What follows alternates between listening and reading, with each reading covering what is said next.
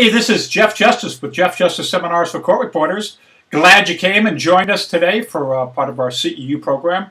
This one, Balancing Your Life with Humor for Court Reporters. This is the very first part of this program here today. Got a lot of great content for you and great humor. People always say, Jeff, why so much humor in the programs? Because humor helps you learn. It facilitates learning. It relaxes you. And also, laughter is the best medicine. As George Carlin once said, that after a big laugh, it's like the perfect Zen moment. Never are you more open to a new idea or a new way of thinking than after a big laugh. So this program here today, if you open up the PDF that you got, you see that it says Silly Bingo. Now, why did we call it that? Because that's the best name I could come up with at the time. And it is a little silly. It's got great content, but a little laughter, a little silliness, hopefully bring a smile to your face, loosen you up while you're doing the program. Now, I want you to take about 15 minutes filling this out, just, coming up with the ideas that you are already thinking of or things that you can come up with. And we have a lot of great topics on there, dealing with difficult people, offline, storage of your computer information, of your documents, which is very important, dealing with family that might cause you a little stress because of all the time that you spend being a court reporter. So after about 15 minutes filling this out, come back, turn on the video, and we'll continue with the program. All right. So if you enjoy it, please tell your friends, your friends that are court reporters, because your other friends will be going, oh, why do I want to listen to that? I'm not a court reporter. So you don't want to upset anybody. Just tell your court reporter friends if you really do like it. And, of course, if you do like it, hey, we have got plenty more court reporting CEU programs for you online. So hopefully you'll take advantage of all of those for us. And maybe if you haven't been to one of our live seminars, someday come to one of those too and laugh with all of us, all right? So after you fill it out, come back to the program here, and we'll continue from there, okay? So we'll see you on the other side. Get ready to laugh and learn with Jeff Justice Seminars. So you have got to network a little bit, but mostly with the people that you already know. And one of the great things about these programs is for you to network with people you don't know, make some new friends, new connections. Already found that you've gained knowledge from other people that you probably never would have got a chance to talk to before, but you might have heard something from somebody else in the crowd that really helped you out. So to me, networking is a huge part of any type of business. Might as well make it fun. So if you would turn to this page in my book. Now, don't lift a pen yet. Don't lift a pen yet. Don't talk to the people next to you. Look forward. Stop. Does anybody here not have the concept of bingo? I know there's some people that, non-Catholics here, so, they got it down. Up north, there's no problem. Bingo is 5 in a row. You can count the free space across, up, down, diagonal. You got to be in a row. You cannot sign any of your own boxes. If you find somebody else to sign a box, they can only sign one box for you, even if they've done 2 or 3 things there. The idea is to meet the person, shake their hand, get their name, find out if they can sign one for you, and then move on. Okay? So everybody grab a pen, stand up, and there's 2 prizes. Okay, so listen closely because nobody will, but I'll say it anyway just because it kills time. All right. When you get bingo, yell it out, because the first person that gets bingo wins the bingo part, okay? And then we also will have a prize for the person that gets the most by the time we're finished, okay? So only one bingo winner, listen for that person to yell out, bingo, and then just go for the most. Everybody stand up and go.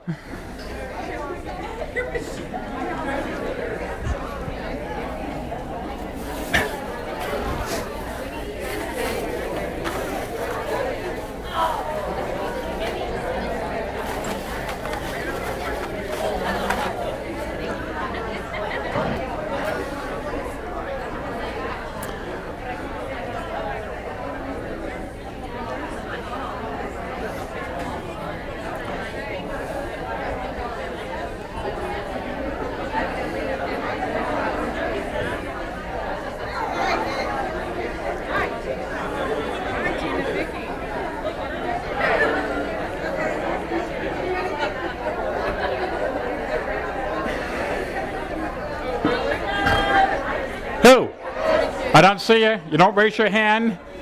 There you go. You got it? Come on here. Let me check it for you. Everybody else go for the most. Stand across, right? Oh, yeah. You got it. Okay. Thank you. All right, so we have bingo. Raise your hand. We have our bingo winner. We have our bingo winner. Now we're going for most. You want to just stand up here and watch how many people yell bingo? I'm sorry? I said, you just want to stand up here and watch how many people yell bingo after I already said that we have a winner? Can you sign? What? Can you sign? I can. You traveled the farthest to get here. You come from Atlanta. Yeah, I guess I could do that one. There you go. Yeah. No, there's somebody from California. But I can do a different one. Well, it's bi-coastal. You know, it's whatever. Thank you, dear. You're welcome. Watch how many people say bingo. Okay. I thought she said it. I thought I heard somebody say it. She did. But once you say it, then it's over. Oh, okay. All right, so we're going for most. See? What I tell you? She's so excited. There's another one so excited. All right. She's very excited. Are you eligible? Sure. She got it like 10 minutes ago. Oh, you mean we don't? Now we're going for most. Oh. The most. He's trying to get the most now. I could sign half of these.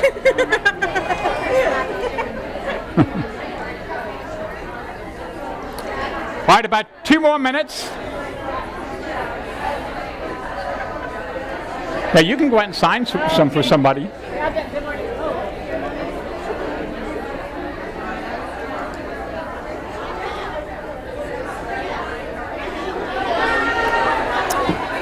Bingo! She got it like 20 minutes ago.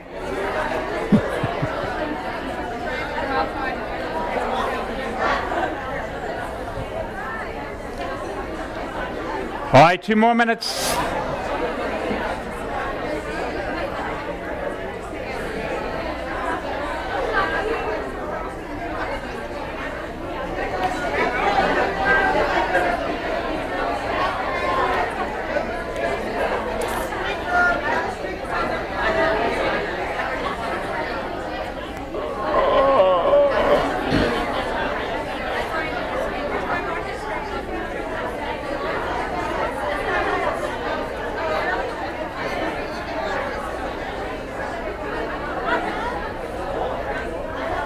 One minute.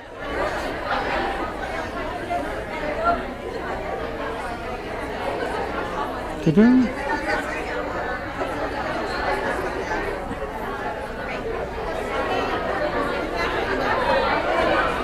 But of course, I could sign like half of these.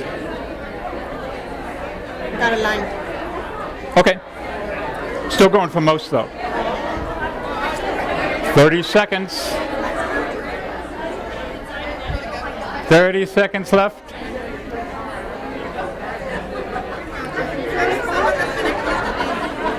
"20 seconds. Can you feel the excitement? 10 seconds.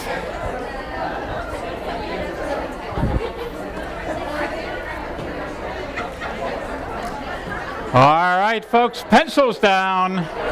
Everybody put your head back on your desk. No, that's wrong. All right, take your seats. Pencils down, go ahead. Take your seats.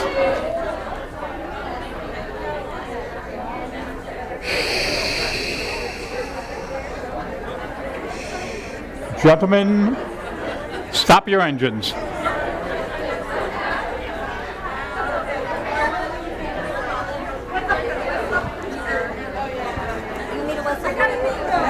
Folks, it's over. Take your seats. Okay. Take your seats. Sit down. That's it. It's done. Finito.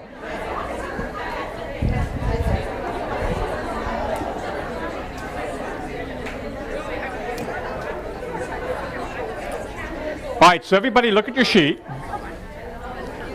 and count how many that you have signed. Just add up how many you have signed.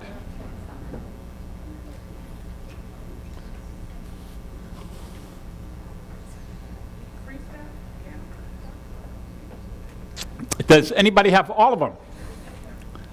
Does anybody have 20? 15? 16? 17? Lost one, kinda, you're not sure. 18? That's it? You got 18? All right, we got a winner. Give him a nice round of applause.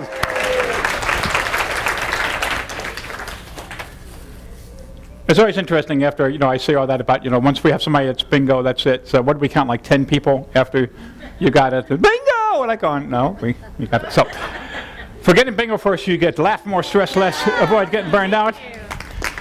And something tells me that you're an eyeball lady, and for the new people, they'll find out what that is later on, okay? So give them both a nice round of applause. All right, thanks. So let's go over these. Let's see. Let me get my my new one here, because I've got one also that doesn't match yours. Yeah, Costa Mesa, that's not going to work. Here we go. Wondered why I had this other one out here.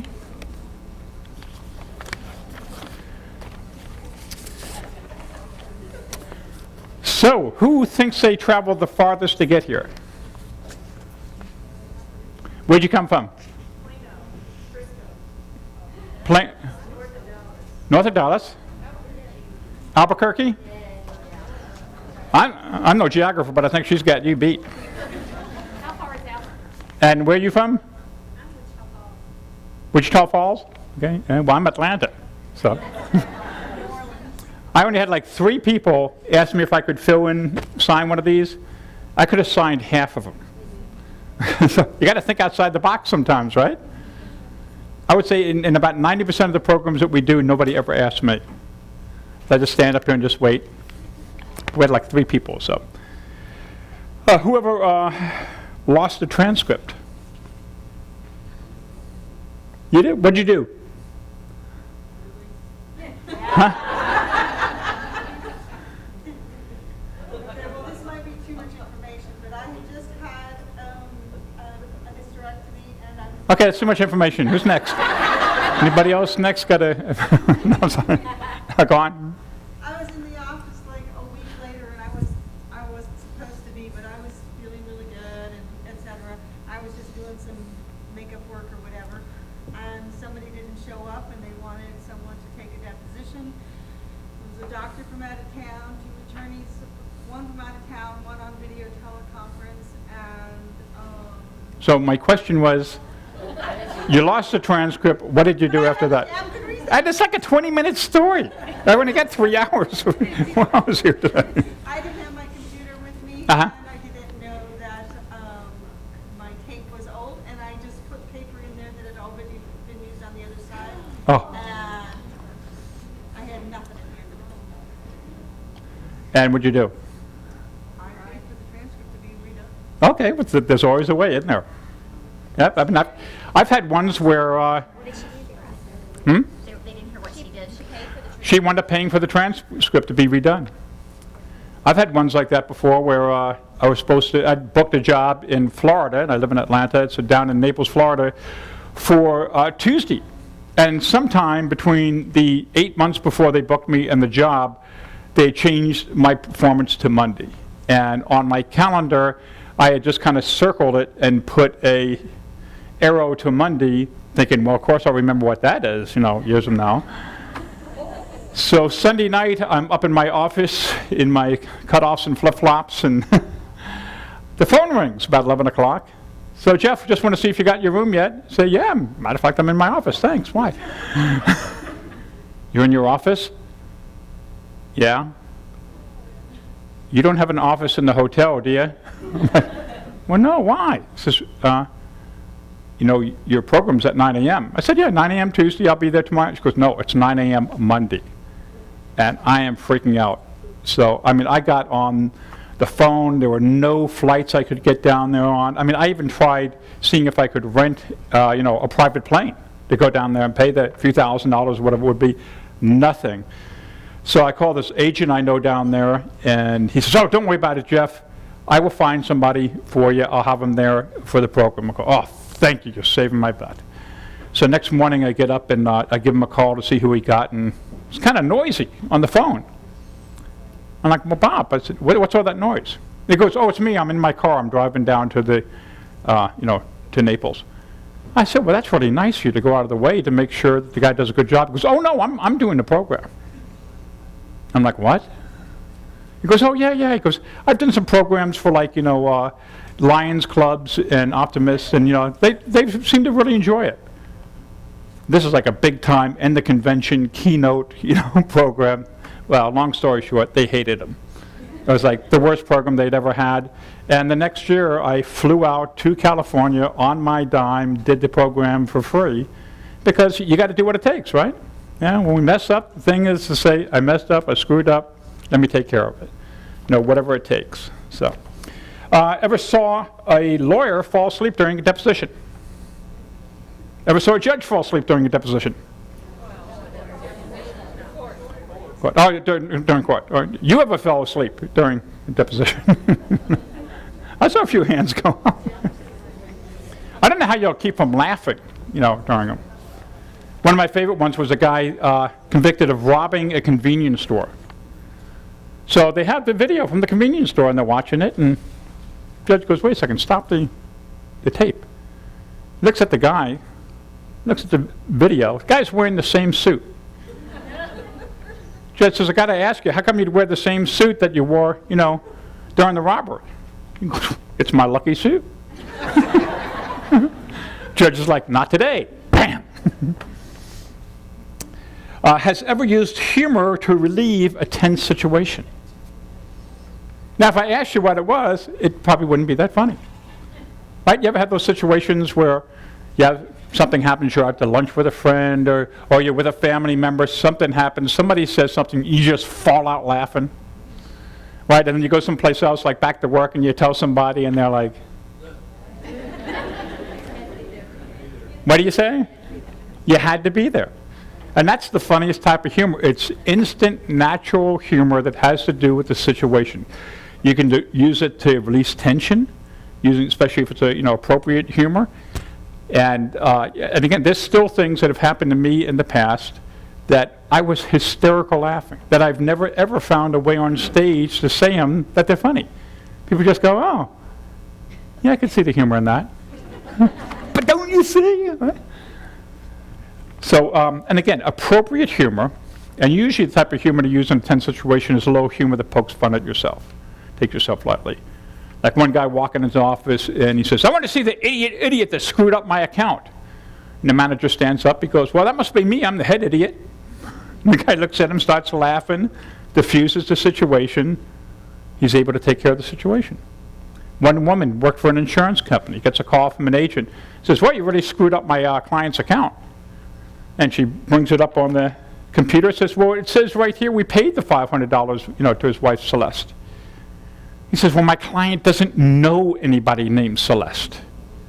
She goes, well, would he like to? Once again, about a second or so, dead silence. Fellow on the other side starts to laugh. And what happens, that laughter just takes everything back to ground zero. And you can start again. The tension's out of it, the anger's out of it, the emotions is out of it, and you can deal with what the problem is. You don't want to poke fun at that person in the bad situation they're in, but using humor like that helps diffuse that situation. Has ever streaked?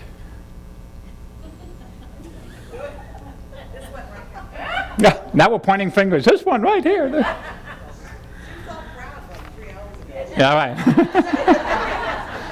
Was that your last night on First Friday? Actually, I could have signed that one for you too, so don't feel bad. Actually, my buddies and I down at Florida State, we were the first daytime streakers back in the mid-'70s. Actually had our picture in Newsweek magazine. Maybe you recognize me? That's like a strategically placed. My mom actually recognized me.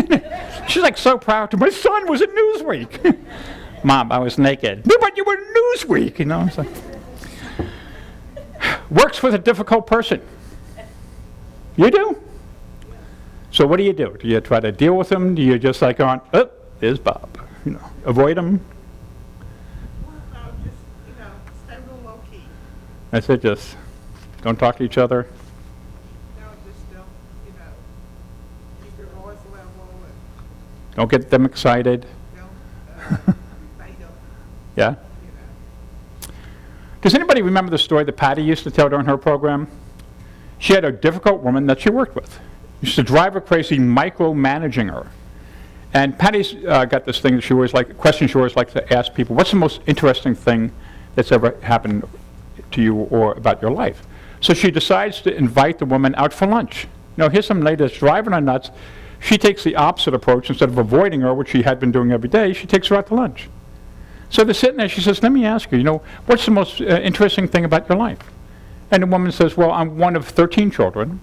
My mom passed away when I was 12, and basically I was the oldest child, so I took care of all the other kids, made sure I made the meals, made the lunch, made sure they got dressed and everything. And Patty said, suddenly I realized that the woman wasn't micromanaging me, she was mothering me. It's the only thing she knew how to do, right? And once she understood the other person, then everything else went away.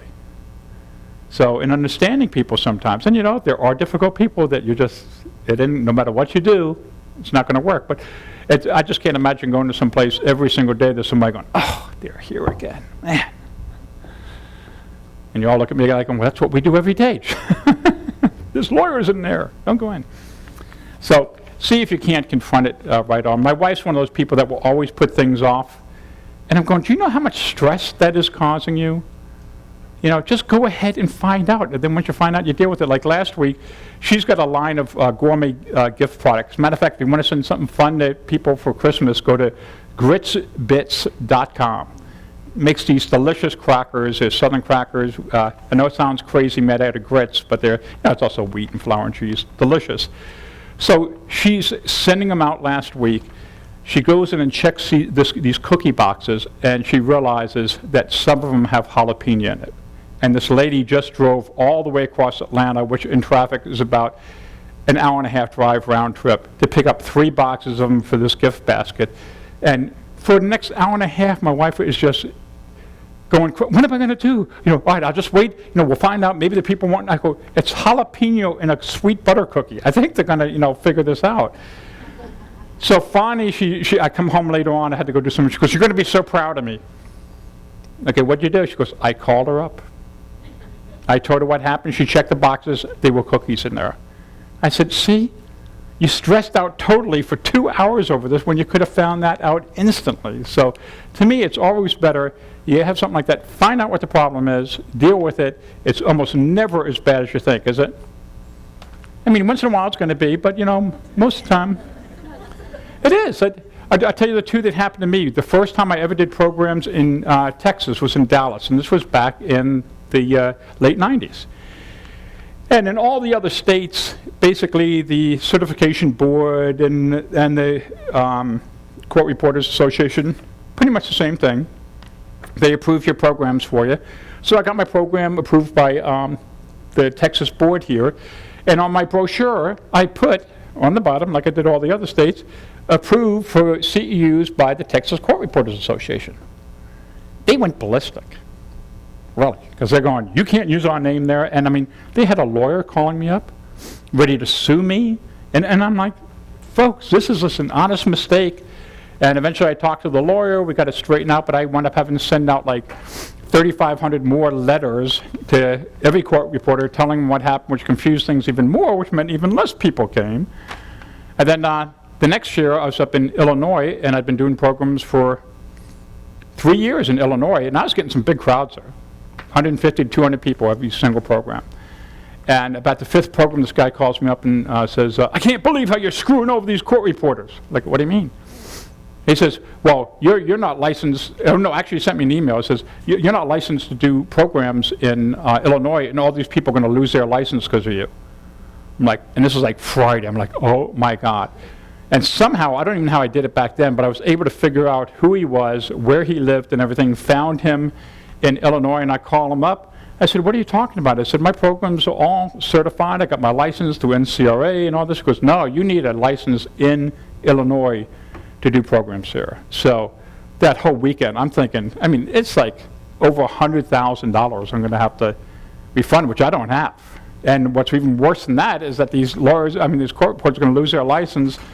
Finally, Monday morning, I got a hold of a guy's phone number that was the liaison to it. I called him, told him the story. He goes, don't worry about it. I'm like, what? He goes, yeah, we know you weren't trying to rip anybody off. We'll just go ahead and grandfather it in, but just don't do that again. I'm like, thank you so much. But the stress of not knowing, right? And all that stress is inside you. We talked about that before. It's all created right up here. All right, has been accused of being a difficult person. Wouldn't it be funny if you raised your hand again? And you're sitting next to her. Huh? Now, are you really a difficult person? Yes, and I'm self-employed. And you're self-employed? And I'm thinking of quitting. I can't take me anymore. No, maybe I'll just give me a raise and forget about the whole thing. So you're self-employed and you work with a difficult person. See, what gets me is only 2 people have been accused of being a difficult person. It means there aren't any other parents in the room?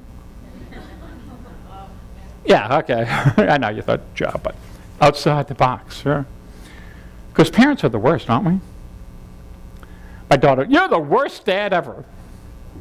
So finally I told her, I said, honey, I've checked with Katie and Sally's dad, and it turns out they're the worst dads ever, so the most I can be is maybe 3rd worst. All right, able to find joy in most situations. It's a state of mind, isn't it? Things are going to go on like they go on, and you can get stressed out over them, or you can find the humor in it, or even, with your jobs, as stressful as they are, a lot of times, maybe you're just thinking, boy, I'm just glad I'm not you. You ever come home after a deposition or a trial and you just want to hug your family and just come here? I thought I had it bad till I went to work today. Had to leave a vacation early to finish a deposition. You do? See, that happens in the South a lot. I go up to New Jersey and I do that and they're going, hey, what are you talking about? Hey, it's my vacation. I ain't leaving for nobody. I said, well, okay, ma'am. But now, have you ever had to leave for a vacation early, finish a deposition, and you come back and they settled?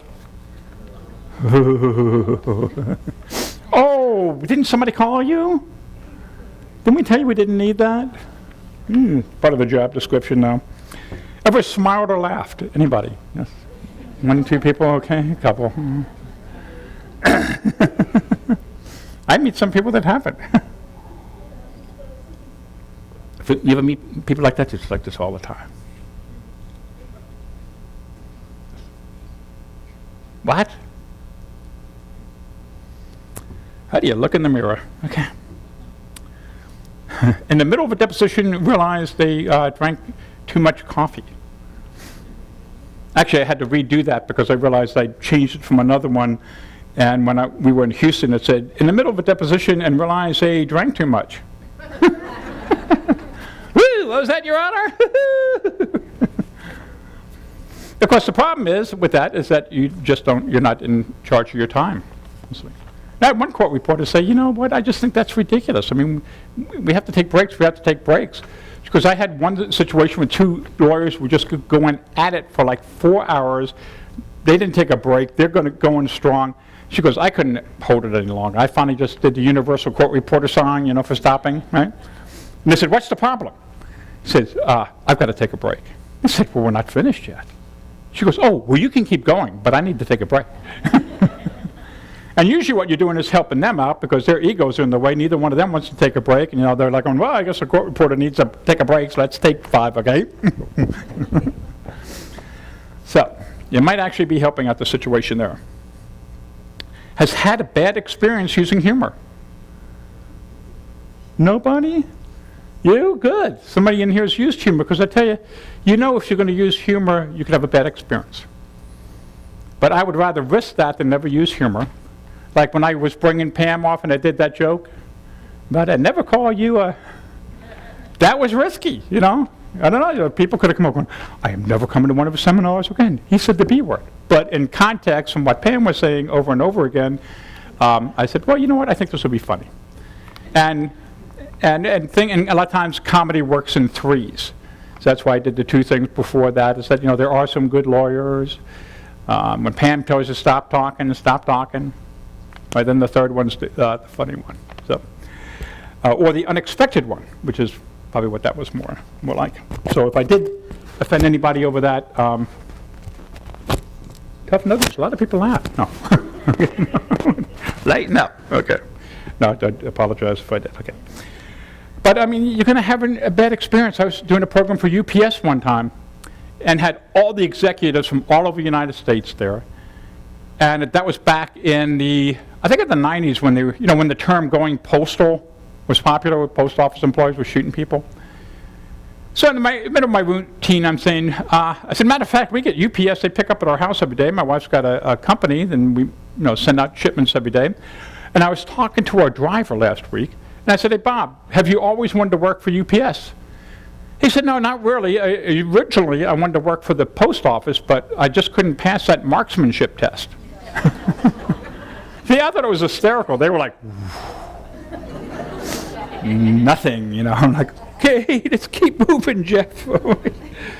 So, it's not always going to be funny, but, and the way to make it funny most of the time is to direct that humor towards, who do you think?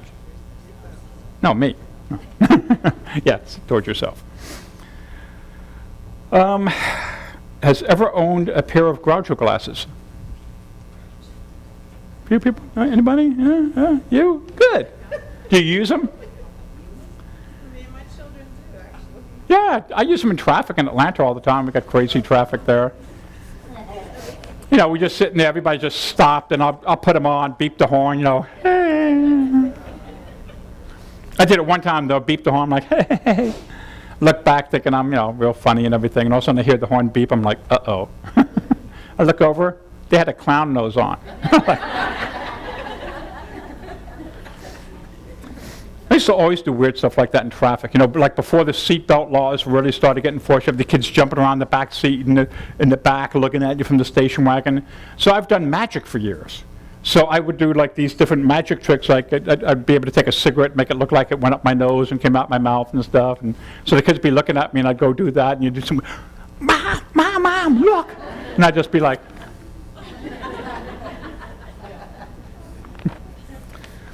gotta have my fun, right? Lost all data on their hard drive with no backup. That's all? Really? I've done it twice. I'm an expert at this. Let me tell you, for those that have never heard this before, there's a truth in hard drives. It's just like, we're all born, eventually we're going to die. From the time you first buy that computer or that hard drive, from the first time you turn it on, it is falling apart. It is. And it may last 7, 8 years. May last 2 or 3 years. It may last to the end of the day. You don't know. There's little pieces of metallic information flying off there all the time, and eventually enough of them are going to fall off until your drive fails. And that can be real trouble. So, everybody says have a backup. How many people have their backup in their home? Just one person? The rest of you guys, where do you back up your stuff? You don't? Y'all, the keepers of the record, and you don't back it up anywhere? How many people wouldn't raise their hand no matter what I asked? Okay. Jeff, it's 3:30.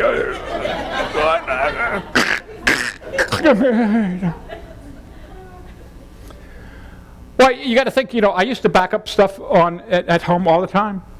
Matter of fact, I had a computer, had 2 hard drives in it. Every night, I take the stuff from one hard drive, all my new stuff, back it up to the other hard drive. Sure enough, like I said before, one morning, I got up, turned on the computer, hard drive failed. That's it, nothing. So start up the other hard drive, great, and called up my computer guy. He came in, put in a new hard drive. By the time it was finished, it was like 11 o'clock at night. I said, I ought to just go ahead and just move everything over to the other hard drive now. I said, you know what, I'm exhausted, I'll do it in the morning. Morning, I get up, turn on the computer, the other one died. And I lost everything. I mean, I had like a few things on floppy disk and stuff here and there, but I lost my comedy workshop book. I mean, tons of stuff. So, from now on, I always back up offline. Plus, if the only place you're backing up is at home, God forbid, what if you have a fire? It's all gone, right? So now, yes? I was on vacation and I was going to take a transcript with me to proofread, and my sister was with me and asked me if she could use my computer. Well, she wiped out my whole hard drive, and claimed she didn't know how she did it. But anyway, Yeah. saved it. So you got your hard drive wiped out by your sister on vacation unknowingly? You didn't do anything to it? Upset her or anything? We were in a place that had no reception. Oh, great.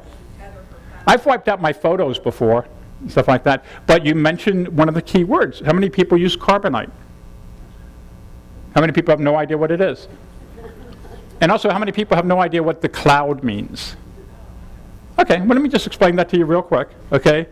The cloud is rooms all around the country, big giant rooms, and they have servers in them. Servers are basically big groups of hard drives. So when you back up something to the cloud, it's not just up in the air somewhere, it's in secure, encrypted servers around the country in multiple locations. So things like Carbonite and stuff like that are essentially in the cloud. So basically what happens with something like Carbonite, and there's a few of them. There's, anybody use any of the other offline services? Dropbox. Dropbox. So that's different. Because Dropbox is a place where you can put files. So like you finish deposition, you can put it up there, whatever, you can put it up there. Carbonite backs up your hard drive for you. So it sets up a program. Once you sign up for it, you download the software, and you can tell it whatever you want it to do. I want this to back up my computer every morning at 1 a.m. By the time you're going to be asleep and finished, and it backs it up. Or you can say, I wanted to do it Friday at midnight, or I wanted to do it once a month, whatever. And it will just, as long as you've got an internet connection, it will connect to your computer, it'll back everything up. So you could be in a situation like you were with your sister in some place, as long as you have connection in a hotel somewhere, you go and you plug the computer into the internet, and you go on Carbonite, and you download everything that you lost. But also, one situation that happened was somehow my dictionary got erased at some other point, and I was concerned that the next time they backed up, that I didn't realize that my dictionary had been erased because I had been working. Uh-huh. So when I went to work, I discovered I had a dictionary, and so I called Carbonite, so I was concerned that they did not have my current dictionary, and they said, no, we keep backups for several weeks, in fact, in 2 months. So, if something has been erased, they can go through and go back several. Right, so what she's saying there with Carbonite, what that means is, so let's say this is your latest file that you have, but that was a change from this file here, which was a change from this file here that you did the week before. Well, they have all those on there. So let's say all of a sudden you need this one from 3 weeks ago, they can just go out and pull out that file, download it to you, you put it on your computer, and you got it. But one more thing. Yeah. So if you're like in between computers, then if you call them, because after 30 days, they do start erasing things that your computer's not backing up, because they don't recognize that that computer doesn't work anymore, so you need to tell them, please freeze my account. Yeah. That way, they will make. So if you're changing computers, have them freeze the account. Yeah. Because it's not a cloud, they don't just keep it on there forever. Right. So, that was another. There would be no place to keep everything forever, yes? They also alert you when I was on vacation for a week and away from my work computer. I got an email saying you have to access your computer. We're not backing up your file. So they'll alert you when you haven't backed things up or you haven't accessed your computer. So, and it's super encrypted. Nobody's stealing anything off there. Okay, so again, the keeper of the records, and it's so expensive. It's $59 a year. And you could do all the computers in your home for $100 a year, I think it is. And depending on how much room you need, though text documents don't take up a lot, you can get a professional one up to $129 or something like that. But if you're not doing this for $59 a year, you're crazy. Why take a chance? So think about that. Matter of fact, there's a lot of different talk radio shows and other places. If you go on the internet, you can get a discount for it. they'll give you like the first 2 months free, or they'll give you something else. So just, just Google discount for Carbonite.com. So when you sign up, I don't have an account with them that I can give anybody a discount or anything, but yes.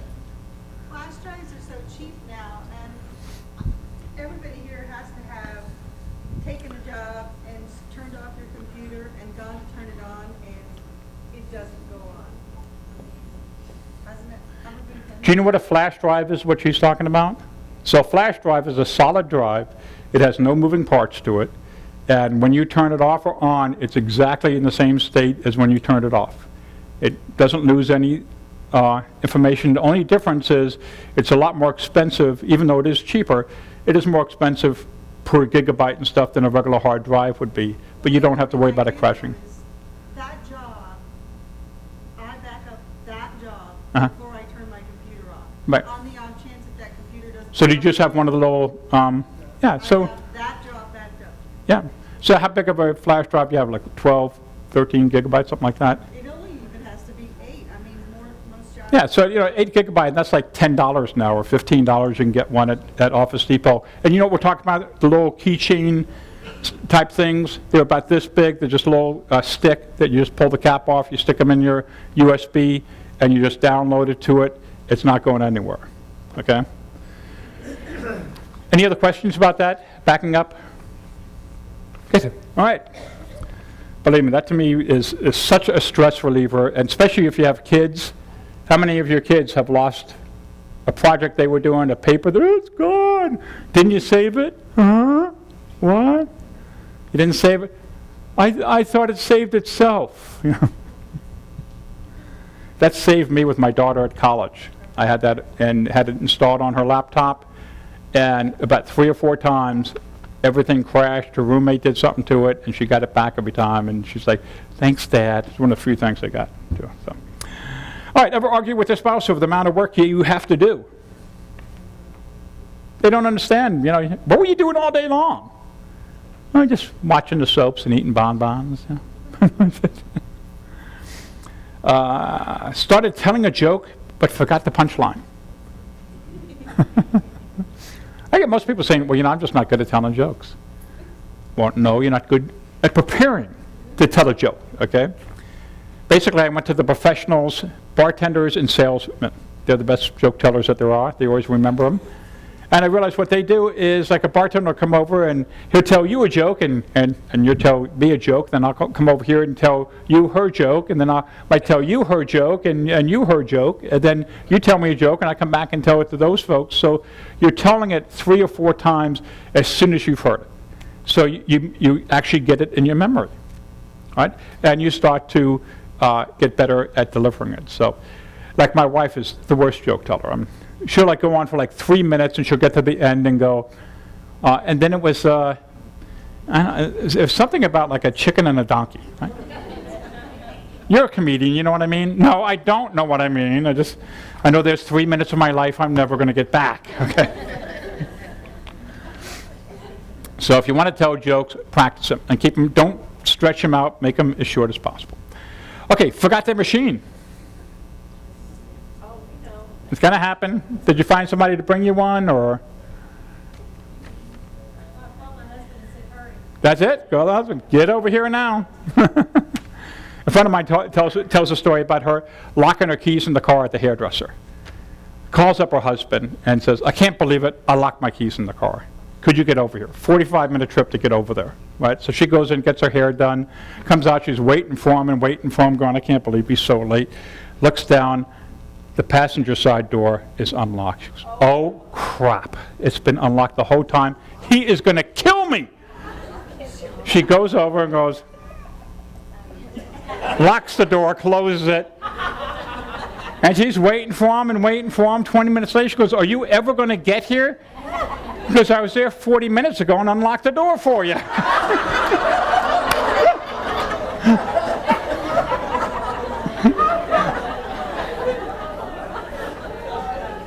Now, every woman in here is laughing because you can see yourself in that situation doing that, can't you? I think that's pretty much what I would have done. Has more than 3 kids. I don't know how y'all do it. I got 2, and it's not. I'm 2 and self-employed. My wife and I are home all day long. There's not enough hours in the day. I don't know how you single moms do it. You know, working full time and taking care of kids. Oh, my heart. Hats off to you. Doesn't live in Texas. Where you live? But then you would have won for furthest away. I didn't want to brag, Jeff. I let somebody else have the glory. Where do you live in California? Okay, well, welcome to America. Orange County, nice to hear. Now, I used to do programs down in San Diego. But you know what the problem is in California is that everybody wants to go to San Diego. Nobody wants to drive down there on Friday night because of traffic. Traffic is just insane. So I've tried doing them in LA and stuff. Still, I'd love to go back there. Just not enough people. Oh, they don't have CSRs there, right? You're here for your Texas license in Sierra? Yeah, but CSRs don't need to get CEUs in California. Right? So. Well, in most states, CSRs don't have to get CEUs. Did you know that? How ticked off are you now, huh? I'm ready to move. Actually, there's less than 10 states, I think. And in Florida, if you just show up with a pad and a pencil, I think you can be a court reporter. From what I can tell there anyway, okay? Has more than 3 email addresses. Wasn't that supposed to simplify our lives? Right. Now, do you all have them coming to the same place? Sorry? Do you have them all coming to the same place so you don't have to go different places to check them? Because you can do that. How many people just get like a Gmail email address that they're never ever going to use for anything, but when you want to sign up to get something free online, you do that. There you go. That's a great idea. Then you don't get all that junk mail. You use that one to sign up for all those things. It goes to your Gmail account, which you never ever check, and you don't have to worry about it. Or Yahoo account, same type of thing. So if you get spam like I do, which I wish I'd followed my own advice years ago, because I literally get 300 to 500 spam things a day. That's always what it kills me, is when somebody writes me and goes, I already came to your program, why are you sending me another email about it? I'm going, could you just delete it? I'm like, I'm sorry, I can't, there's no program for me to search. Like you guys will all get emails next year saying, hey, I'm doing a program in Dallas, San Antonio. Go, well, I went last year. Well, my software program has no way of knowing that. I just send it out to everybody. I guess in the hopes of you sitting there going, well, I'm not going to that. I just went last year. Well, I need to go to one. Oh, really? Well, this is a good one. I went last year. Why don't you go to that one? So I wish there was a way to select it, but there's just no way that I've ever figured out how to do that. Who's been court reporting the longest? Wait, we've got a fight going on here. 43? 40? 38? Hey, you young pup. 44. That winner, they give him a nice round of applause. There you go. We'll give you some eyeballs too, okay? You're going to need those up there. I need them. Well, your 45th year, okay? 44 years, congratulations, in the same job. Wow. We had a guy in Dallas, swear to God, he's been reporting for 53 years. He still does everything by hand. And for the transcripts, he uses a typewriter. Isn't that great? And he's just, I said, you ought to just like bring the typewriter into a deposition sometime. Wouldn't it be like super annoying? Just But he says he'll go into a deposition and then, like you say, you know, with his pad and his pencil, and people look at him and go, is that even legal? I was like, yeah, got it. I can't imagine. My hands go numb like writing regular stuff now. I can't imagine being that, because he's got to be like late 70s, and he's still going strong. My buddy Jim Blee's not here. You know Jim Blee? Yeah, he always comes. He's about that high, big barrel chest, nice guy. He's like 78 years old and still reporting. Gone to the wrong location to take a deposition. Do you know that if you're in Greenville, South Carolina, and it turns out your job's in Greenville, Tennessee, you can't get there that night? I know that for a fact. I mean, wouldn't you think that?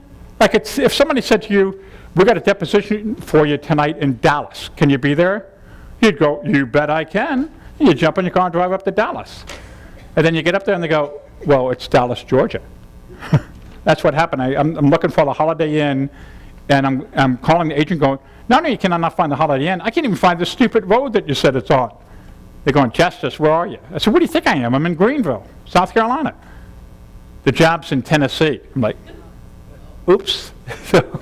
So not only did I not get to work that night, I had to pay my own hotel bill too. So, wonderful evening. Okay.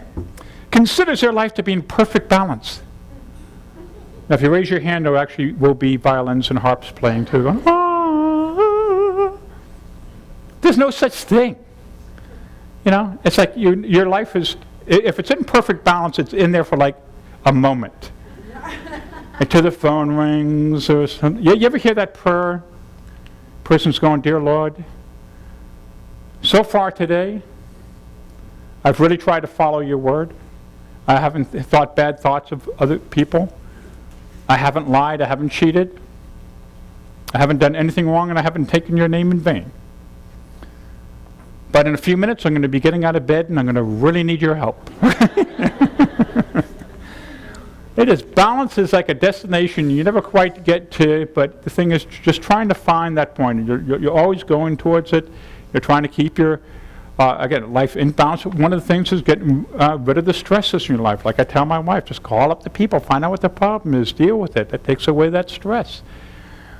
You know, stuff's going to happen. I was talking about forgetting your machine. First program I ever did up in Kansas City. We get up there. Now, I teach stand-up comedy in Atlanta as well. We got these books for it. So we get there, and I open up the box to start signing people in. I look in. It's my comedy workshop books and not the court reporter books. I'm going, well, this could be really funny.